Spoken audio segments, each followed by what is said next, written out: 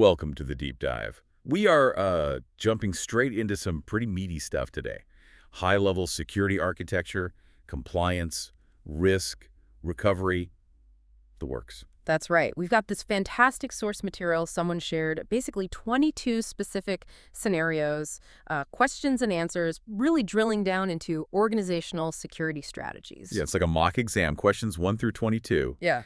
And our mission, yours and mine, is to kind of walk you through these, fast but thorough. We want you to get the context behind cloud contracts, compliance acronyms, all of it. Exactly. We're not just going to read the answers. For each question, we'll break down the scenario, explain the security principle involved, and crucially, analyze why it's the right answer in that situation. Think of it as your shortcut to understanding the real levers security pros pull. You should walk away knowing not just the terms, but the why behind them, the legal stuff, the tech stuff. Precisely. And we'll take our time where needed because, well, the details matter, don't they?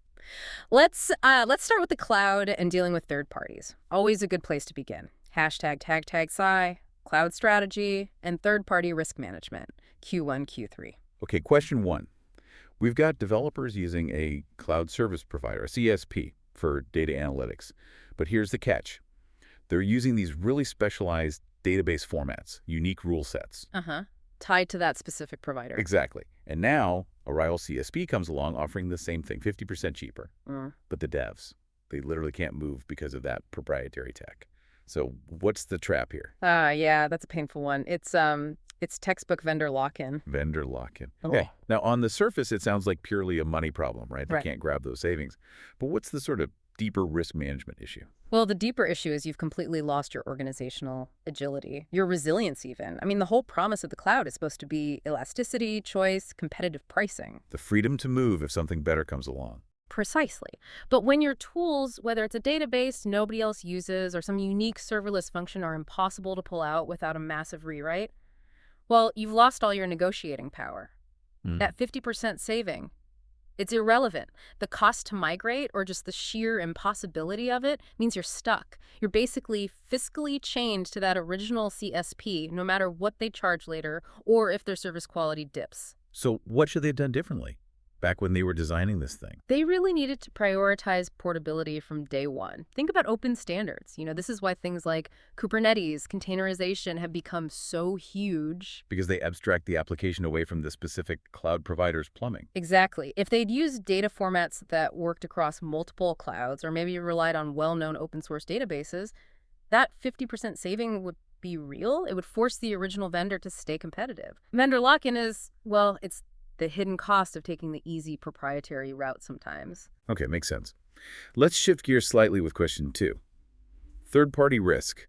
We've got a retailer hiring this small but highly regarded third-party dev team. They're building critical stuff like customer APIs. Right, high stakes. The retailer loves the work, but they're worried. The dev team is small, maybe not super stable financially. What if they go bust? The retailer could lose everything they've paid for. How do they protect that investment, that IP? Yeah, that's a very real risk with smaller, specialized vendors. The specific protection mechanism here is source code escrow. Source code escrow. I've heard of it, but how does it actually work? How does giving the code to another third party help? It works by creating this kind of safety net. Yeah. The actual source code, the intellectual property the retailer paid for, isn't just sitting with the developer. It's also deposited with an independent, trusted escrow agent. Okay. And there's an agreement. It spells out the release conditions. So if the developer, say, goes bankrupt or fails to provide critical support or just disappear. Then the code gets released from escrow. Exactly. Released to the retailer. This means they can then take that code, bring development in-house, or hire a different team to continue working on it. They don't lose all that prior investment in time. It turns a potentially catastrophic risk, the developer failing, into something manageable, a contingency plan. That's clever. It's not just owning the software, it's owning the ability to keep it alive. Okay, Q3. Now we're talking government and legal constraints. The UK's tax agency, HMRC, deals with super sensitive citizen data. They're thinking of storing this stuff with a global CSP. The CSO is evaluating this. What's the absolute #1 legal hurdle here? When you're talking sensitive government data and a global cloud provider, the immediate critical constraint is data sovereignty. Data sovereignty. It sounds almost political, but you're saying it has direct technical and legal bite. How does using a global CSP complicate things for HMRC? Hugely. Data sovereignty means, fundamentally, that data is subject only to the laws and governance of the nation where it originated and where it's currently held. For HMRC, that means UK law, period. But a global CSP. They have data centers everywhere, all over the world. The second that sensitive UK tax data gets stored outside the UK, maybe for backups, maybe for disaster recovery. It falls under the laws of that country. Precisely. That could mean foreign governments might have legal avenues to demand access, maybe through surveillance laws or court orders that are valid there, but that would totally violate UK privacy laws or HMRC's own rules. Wow. So it's not about whether the server is physically secure. It's about whose laws apply to the data on it. Exactly. So to comply, HMRC has to get ironclad contractual guarantees from the CSP that the data will never leave the UK's legal jurisdiction. That often means using specific, sometimes much more expensive, region-locked cloud services. It makes using global providers really, really tricky for governments. Hashtag tag 2, critical compliance and data destruction, Q4, Q10. Okay, let's move into some heavy compliance hitters now. Regulations that really shape how systems are built. Question 4 puts us inside a private healthcare provider in Europe. They're doing a privacy impact assessment, a PIA. Standard practice. In the data, patient addresses, bank details, medical history, even x-rays. Employee data too. We need to pick 2 things here. What type of information is this, and what's the main regulation they need to worry about? All right, 2 parts. First, the data itself is clearly personally identifiable information. PII. And given the location is Europe, the big regulation looming over everything is the General Data Protection Regulation, GDPR, so B and E. PII and GDPR. Makes sense for healthcare in Europe. Now, we know PII identifies people, but when you throw in things like medical history, x-rays, does that change how sensitive it is under GDPR? Oh, absolutely. That bumps it up into a special category under GDPR Article 9, sensitive personal data. In a healthcare context, we often call it protected health information, or PHI. And sensitive means more rules. Definitely more rules, and stricter ones. Basic PII, like an address, needs protection, sure. But sensitive PII, like medical records, that requires things like explicit consent just to process it, much stronger encryption everywhere, data at rest, data in transit, and really tight access controls based on the principle of least privilege. GDPR is very clear.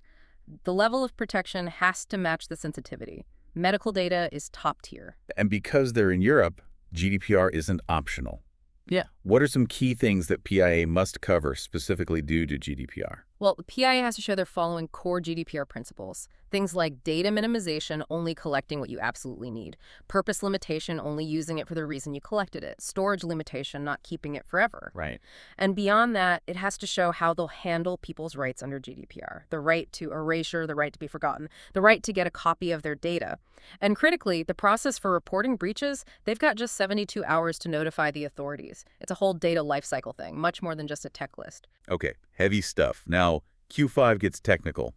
Data destruction in the cloud. We have a regional bank using a CSP. The contract ends, and the bank needs absolute certainty that their data is gone. Inaccessible. But they can't physically get their hands on the disks in the cloud data center. What's the solution? Since physical destruction isn't an option, the go-to method, really the only reliable one in this cloud scenario, is crypto erase. Crypto erase. How did that actually work? Why can't the CSP just, wipe the disk sectors like the Department of Defense recommends or DDoS them? Well, they could, technically, but imagine doing that in a huge cloud data center. You've got storage arrays holding data from hundreds, maybe thousands of different customers all mixed together on the same physical disks. Wiping or DDoSing is incredibly slow and disruptive in that kind of multi-tenant environment. Oh, okay. Impractical. Exactly. Crypto erase is much smarter because it leverages the encryption that's usually already there. Data at rest in the cloud is almost always encrypted with strong symmetric keys. Crypto erase doesn't bother trying to overwrite the actual data blocks. What does it do then? It just destroys the encryption key. Instantly and irreversibly. And once the key is gone? The encrypted data underneath is just useless, random-looking gibberish. It's mathematically impossible to recover without the key. Wow. So it's super fast and achieves the same result, unrecoverable data. Precisely. The key destruction is instantaneous. The bank gets the assurance they need, and the CSP can immediately reuse that storage space for another customer without any delay or complex wiping procedures. It's really the standard for secure data disposal in the cloud. All right, let's talk global standards. Question 6. A company makes medical devices, instruments, scanners. They want to sell these things worldwide. How do they ensure their products meet quality standards and are compatible everywhere? For global reach and ensuring that kind of quality and compatibility, they need to look towards the International Organization for Standardization, ISO standards. Specifically things like ISO 9000 for quality management and ISO 27000 series for information security is often relevant too. ISO. Why ISO over, say, specific U.S. standards like NIST, or maybe the CE mark in Europe? What makes ISO the key for global markets?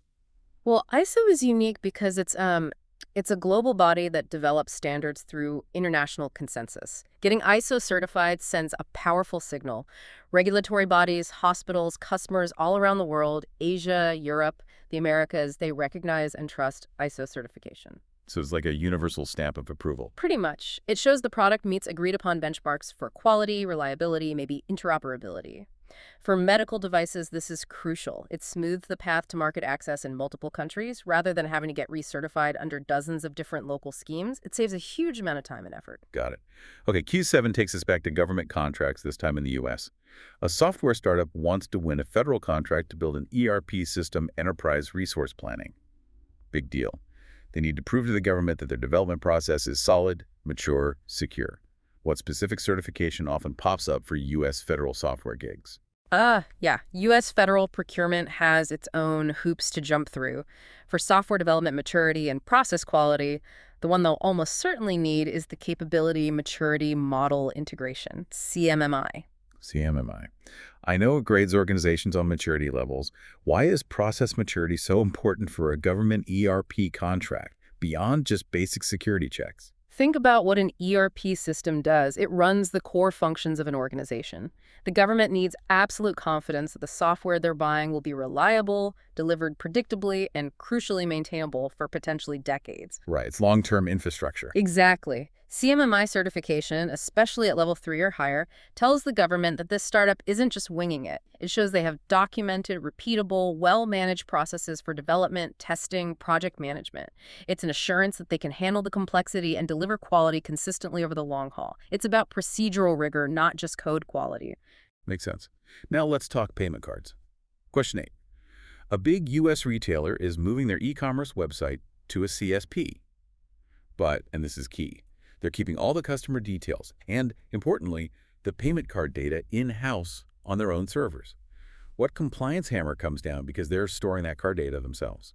As soon as you store, process, or even just transmit cardholder data, you fall under the purview of the Payment Card Industry Data Security Standard, PCI DSS. No exceptions. Okay, but wait. The actual buying happens on the cloud site hosted by the CSP.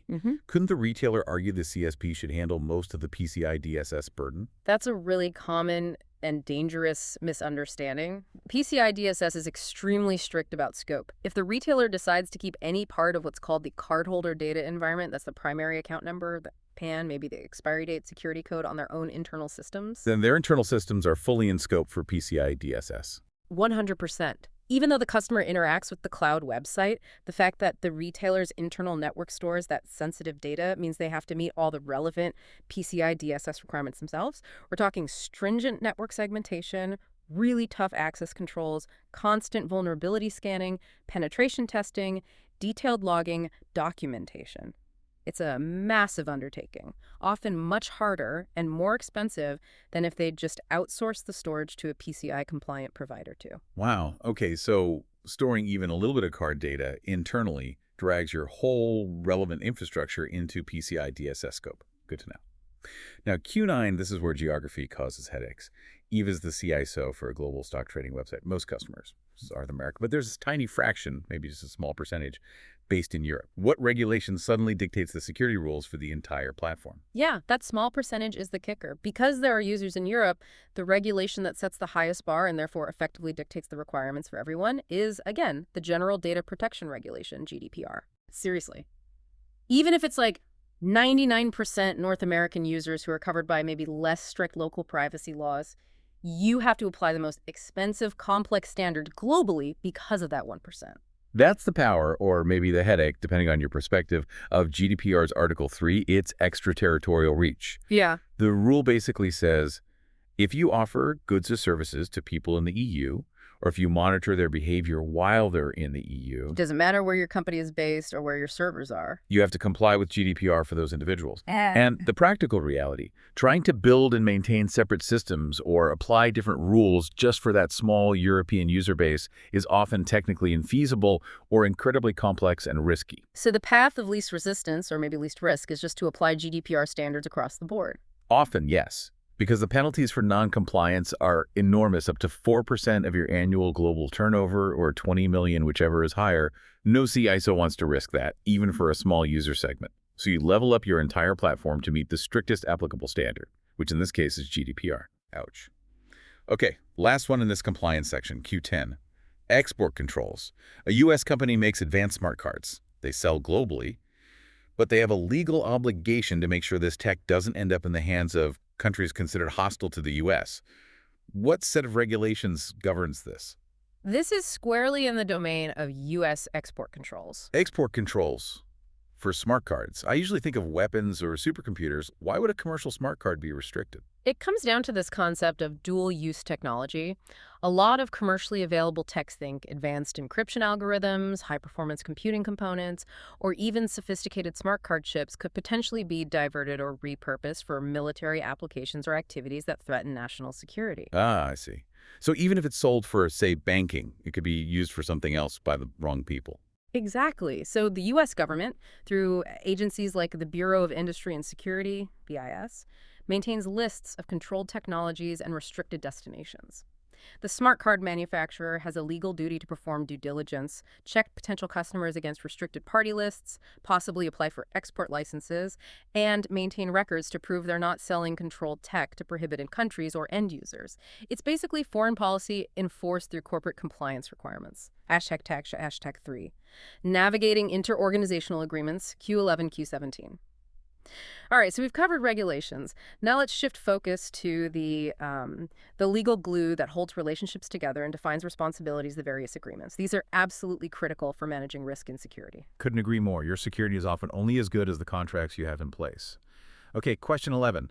A government department needs everyone, employees, external service providers, to sign an agreement about data privacy. Yeah. It needs to be strict, outline clear terms, and importantly, have real, legally enforceable penalties for violations.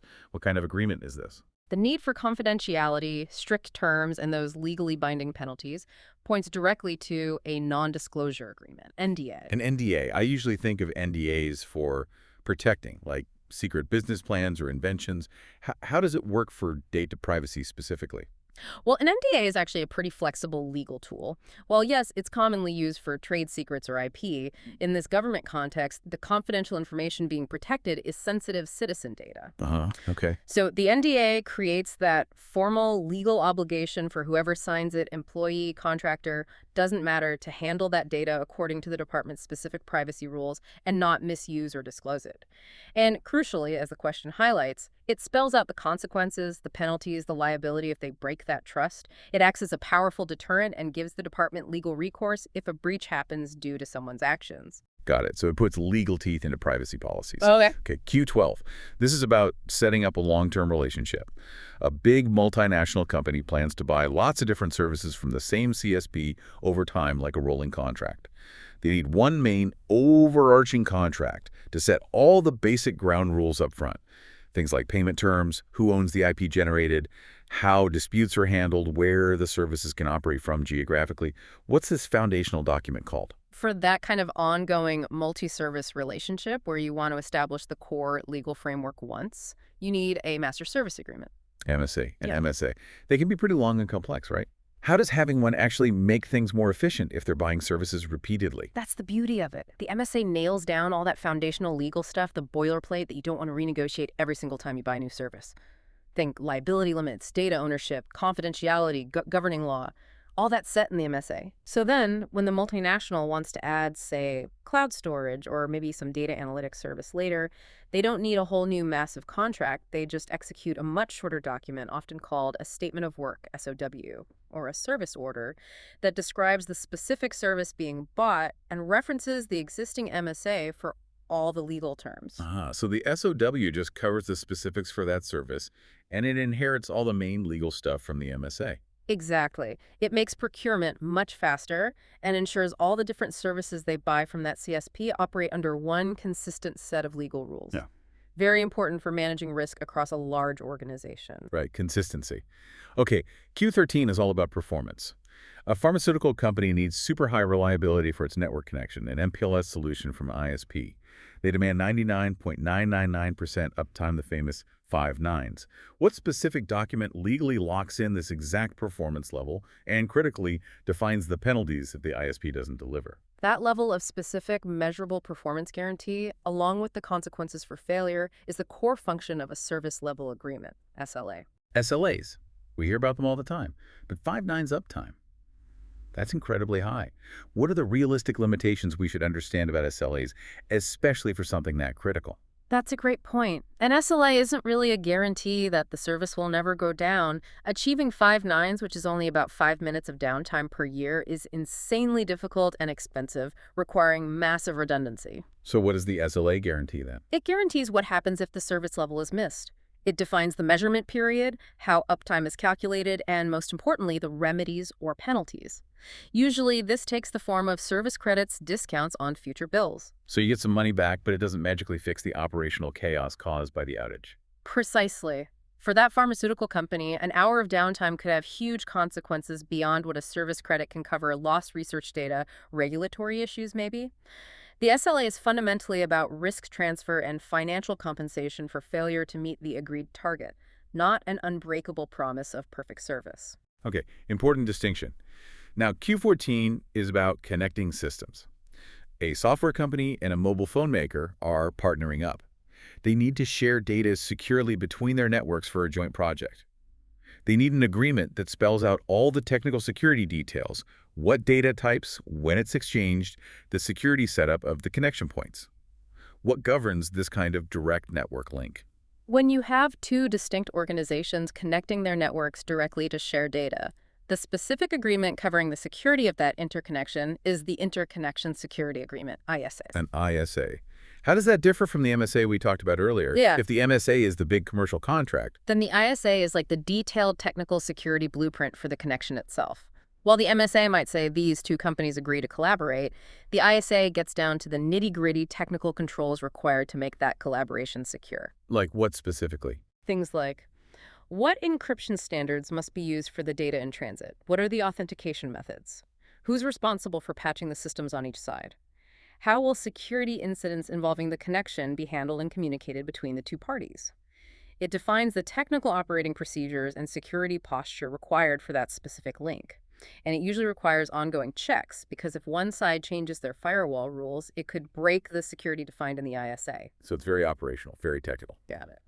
Q15 brings us back to sensitive data again. A regional healthcare provider uses a CSP to host its patient systems. They need more than just uptime guarantees. They need specific assurance that the CSP is protecting that sensitive patient data against breaches, following all the strict healthcare privacy regulations like IP in the US, or GDPR if applicable. What specialized agreement focuses purely on this privacy compliance aspect? Right, this goes beyond standard performance. When the core concern is protecting sensitive data according to specific regulations, you need a privacy level agreement, PLA. Sometimes it might be part of a broader data processing addendum, DPA, especially under GDPR. A PLA. Why isn't the regular SLA good enough for this? Because the SLA, as we said, focuses on availability and performance metrics. Is the system up and running fast enough? The PLA, or DTA, is laser-focused on confidentiality, integrity, and the provider's specific obligations regarding data protection laws. So it covers things the SLA wouldn't touch. Exactly. The PLA would detail things like how the CSP ensures data segregation between customers, what specific encryption standards are mandatory for patient data at rest, what kind of audit logs must be maintained, the exact process for notifying the healthcare provider of a suspected breach, how they'll cooperate with data subject access requests under GDPR or IGPA. It essentially puts contractual weight behind the CSP's role as a compliant data processor for sensitive information, which is a whole different level of assurance than just promising uptime. Okay, that makes sense. Now, Q16 shifts to internal action, an urgent situation. A government agency thinks an employee might be stealing intellectual property. Before they dive into seizing computers or deep forensics, What's the absolute first legal step they must take to make sure critical digital evidence isn't deleted? The immediate non-negotiable first action is to issue legal holds, sometimes called litigation holds. Legal holds, why is that the priority? Why not just grab the laptop right away? Because most organizations have automatic data dilution policies. Emails might get purged after 90 days, old logs might be overwritten, temporary files cleaned up regularly, if you just grab the laptop without first issuing a formal legal hold. The normal system processes might destroy the evidence before you even get to look at it. Precisely.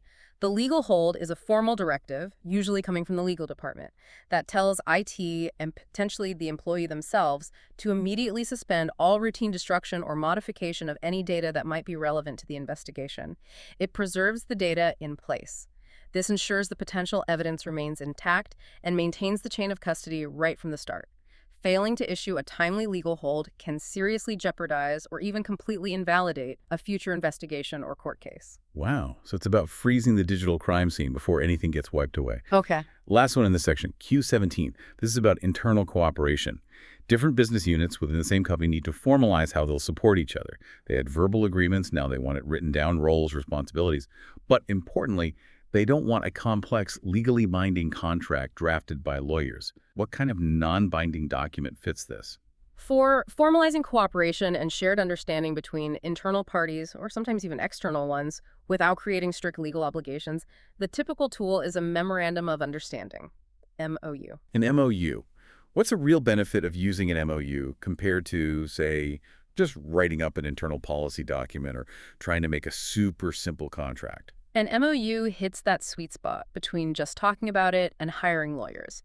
It allows the business units to clearly document their mutual intentions, who's responsible for what, and how they plan to work together, maybe for shared IT resources or managing a joint project. But it's not legally binding. Generally, no. That's the key advantage here. Because it's not intended to be legally enforceable, like an SLA or MSA, it avoids all the negotiation complexity, the legal review cycles, the time and cost associated with formal contracts.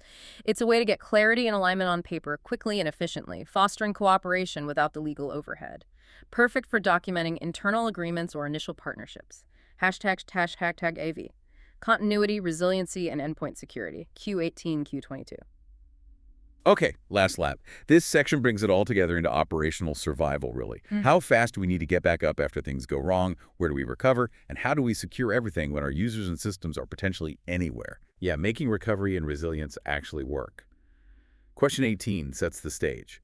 An aerospace subcontractor has really strict contracts, so big penalties if they miss delivery deadlines. They need to figure out for their absolutely critical processes, what's the maximum amount of time they can afford to be down after a disaster before it causes major harm. What's that time metric called? That maximum acceptable downtime defined by the business needs is the recovery time objective, RTO. RTO. Now, people often mix this up with RPO, recovery point objective. Can you quickly clarify the difference in why RTO is the one driving the recovery speed requirements? Sure. RTO is all about time. It answers the question, how quickly must this specific function be back online after a disruption? If the RTO for a critical manufacturing line is, say, 4 hours, then your entire disaster recovery plan, the alternate site, the failover mechanisms, the staff procedures must be designed and funded to restore operations within that 4-hour window. Okay, so RTO is the target duration of the outage. What's RPO then? RPO, Recovery Point Objective, is about data loss. It answers the question, how much data can we afford to lose? It's measured back in time from the moment of the disaster. An RPO of 1 hour means you need backups or replication that ensures you lose, at most, the last hour's worth of data. So RTO dictates the speed and cost of your recovery infrastructure, while RPO dictates the frequency and type of your data protection, like backups or replication. Got it. Time versus data. Okay, Q19 looks at the physical recovery location. A public transport provider has a continuity of operations plan, a CUHO. It says they need an alternative site. This site already has the building, the networking, the basic equipment set up, but they still need to bring their people over and load the latest data to actually start working. What kind of site is this? That description infrastructure ready, but data and personnel need to be brought in, perfectly defines a warm site. A warm site. We also hear about cold sites and hot sites. Why might a warm site be the sort of strategic sweet spot for many organizations? Why not just go for cold or hot? It really comes down to balancing cost against that RTO we just talked about. A cold site is basically just an empty room with power and cooling. It's cheap to maintain, but your RTO will be long because you have to bring in everything: servers, network gear, phones, everything, and set it all up. Okay, slow and cheap. What about hot? A hot site is the opposite. It's essentially a fully operational duplicate of your primary site with hardware, software, and often near real-time data replication. You can failover almost instantly, achieving a very low RTO, but it's incredibly expensive to build and maintain that constant mirror image. Right, fast but pricey. Exactly. The warm site sits in the middle. You have the expensive parts, the building, power, cooling, core network, maybe some pre-installed servers already there and waiting. This drastically cuts down the time needed to get operational compared to a cold site. But because you still need to transport staff and restore your latest data backups, it's significantly less expensive to maintain than a fully redundant hot site. For many organizations, it hits that right balance between acceptable recovery time and affordable cost. Makes sense. The middle ground. Okay, Q20 moves to cloud elasticity. A mobile phone company uses a CSP. They face these huge, unpredictable surges in customer activity. Maybe a big football game ends, everyone checks scores at once. They need a way for the cloud platform to automatically add more computing power during these spikes without someone having to manually provision servers. What's this cloud feature? That capability to automatically adjust resources up or down based on demand is called autoscaling. Auto-scaling. It seems obviously useful for handling peaks, but isn't it also fundamental to how cloud economics works? It's not just about scaling up, right? Autoscaling is two-sided. Yes, it handles the spikes, ensuring performance doesn't degrade under heavy load by automatically adding more virtual machines or containers that's scaling out. But just as importantly, when the demand drops back down, It automatically removes the extra resources. exactly, it scales in, terminating the unneeded instances. This means the phone company only pays for the compute capacity they're actually using at any given time. During quiet periods, they run lean. During peaks, they automatically get the power they need. It provides both performance resilience and cost optimization, which is really core to the value proposition of the cloud for services with variable workloads. Right, pay-as-you-go efficiency. Mhm. Okay, question 21. This feels very current, securing the remote workforce. A company's going fully cloud for everything: intranet, file storage, email. They need one central place to enforce security policies like data loss prevention, DLP, monitor user behavior with UEBA, audit configurations, detect malware. But the challenge is their employees aren't connecting through the company network anymore. They're working from home, coffee shops, wherever. What kind of security tool bridges this gap? Yeah, when your users bypass the traditional network perimeter and go straight to the cloud, you absolutely need a cloud access security broker, CASB. A CASB. Okay, what does it actually do that traditional firewalls or proxies can't when the user is remote? How does it enforce DLP or spot weird behavior if the traffic isn't coming through the corporate network? Think of the CASB as a security control point that sits logically between the user and the cloud service they're trying to access, regardless of where that user is. It acts as a gatekeeper, enforcing the company's security policies on cloud traffic. Oh, It typically works through APIs provided by the cloud services or sometimes through proxying traffic. This allows it to do several key things. For DLP, it can inspect data being uploaded to or downloaded from the cloud, looking for sensitive patterns and blocking or alerting if policy is violated. For UEBA user and entity behavior analytics, it monitors how users are interacting with the cloud services. like looking for strange logins or massive downloads? Exactly. It establishes a baseline of normal activity for each user and flags anomalies that might indicate a compromised account or insider threat, things you'd completely miss if you only monitored traffic entering your old corporate network. It can also check cloud service configurations for compliance and scan files in cloud storage for malware. It essentially extends your security policy enforcement out to the cloud itself. So it becomes the new control plane for cloud access. Makes sense. Okay, final question, number 22. Testing recovery plans. An organization wants to test its disaster recovery or incident response plans, but they want to start with something less disruptive than a full-blown pull-the-plug simulation. They need a way to get key people together, talk through different scenarios, and see if the plan makes sense on paper before they try executing it for real. What kind of test is this? That discussion-based approach, focused on walking through scenarios and validating the plan conceptually with stakeholders, it's called a tabletop exercise. Tabletop exercise. It sounds maybe a bit simple. Just talking around a table. Why is this considered such an essential first step before doing more complex hands-on tests. Don't underestimate the power of the tabletop. It's incredibly valuable precisely because it's low cost, non-disruptive, and focuses purely on the plan and human understanding. You get all the key players in a room: IT, security, business unit leaders, communications, legal, whoever needs to be involved in a real incident. And you throw a scenario at them. Right. You present a hypothetical scenario, maybe ransomware has encrypted our main file servers, or our primary data center just lost power. Then you walk through the plan step by step. Okay, who makes the first call? What's the communication plan? Where are the documented procedures? Who has authority to make decisions? Ah, so it reveals gaps in the plan itself, or misunderstandings about roles. Exactly. You quickly uncover ambiguities, logical flaws, missing steps, communication bottlenecks, or just areas where people aren't sure what they're supposed to do. It ensures everyone understands the plan and their part in it before you spend a lot of time and money, and potentially cause real disruption trying to execute that plan in a live functional or full interruption test. It validates the playbook before you try to run the plays for real. Hashtag outro.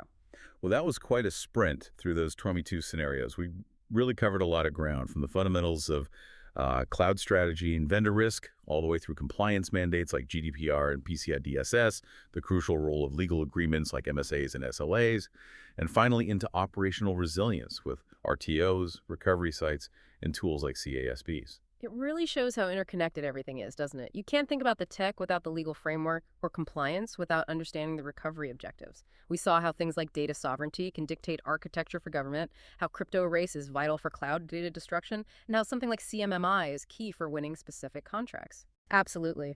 And the rise of agreements like the PLA for privacy, alongside the core SLA for performance, shows that increasing specialization. Plus, technologies like autoscaling and CASB are direct responses to the changing landscape of cloud adoption and remote work. Yeah, that was a really dense, but hopefully super useful deep dive. The goal was to give you that context, the why behind these concepts, so you can see how they fit together in practice. We saw how even a tiny exposure to GDPR can impact your whole operation, or how an early tech choice, like that proprietary database leading to vendor lock-in, can really limit your options down the road. So maybe here's a final thought to leave you with, something to mull over. We talked a lot about contracts and compliance, but how often do you or does your organization really audit your key vendors, not just for their security checkboxes today, but for your actual freedom, your practical ability to leave them if you need to get your data out easily? That vendor lock-in isn't just a technical problem, it's a fundamental business risk that limits your future choices. How much is that freedom worth? Good question. Food for thought indeed. We'll catch you on the next deep dive.